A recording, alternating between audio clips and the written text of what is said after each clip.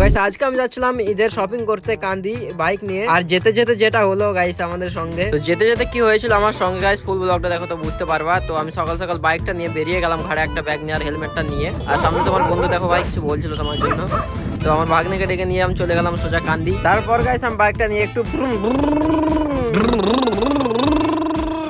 করতে করতে চলে গেলাম গাইস। আর বন্ধু আমার গাড়িটা বলছিল যে আমার খিদে পেয়েছে, সেই জন্য গাড়িটাকে একটু তেল খাইয়ে দিলাম। তেল খাওয়ানোর পর গাইস পেট্রোল পাম্প থেকে বার হয়ে গেলাম। তারপর গাইস কালীবাড়ি যেমনই ঢুকেছে তেমনই আমাকে পুলিশ ধরেছে, কারণ গাইস আমি রং সাইডে ভুল করে চলে যাচ্ছিলাম, সেই কারণে ধরেছিল। তারপর গাইস পুলিশের সঙ্গে একটু কথা বলে দেখা, তারপর আমাকে ছেড়ে দিল, কিছু বললো না গাইস। এখানে একটা বড় সড়ো ফাইন থেকে বেঁচে গেলাম। তারপর গাইস প্রচন্ড খিদে লেগেছিল, সেই কারণে দুটো করে পরোটা খেয়ে নিলাম। আর গাইস এখানকার পরোটা আমাদের রাঙ্গারপুরের পরোটার মতো একদম সেম টেস্ট গাইস, ব্যাপক লাগলো খেতে। খাওয়া দাওয়া করার পর গাইস আমি শপিং করে নিলাম, 2-4টা স্যুট নিয়ে নিলাম, মানে দুটো স্যুট আর একটা গেঞ্জি আর শার্ট গাইস আগে থেকে বাড়িতে ছিল, তাই শার্ট নেই। তাই আবার গাড়িটা ঘুরিয়ে আবার চলে গেলাম রাঙ্গারপুরের দিকে। যেতে যেতে গাইস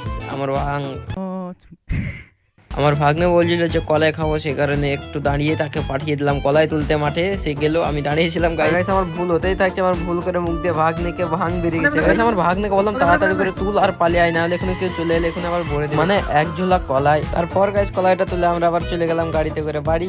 বাড়িতে গিয়ে মাকে দিয়ে দিলাম কলাইগুলো গাইস মা নিল না, ছুঁড়ে ফেলে দিল মুখের উপর, কারণ গাইস চুরি করা জিনিস নেবে না বাড়িতে। তো গাইস যাই হোক আমরা খেয়ে নিলাম। তো গাইস দেখা হচ্ছে নেক্সট ব্লগে।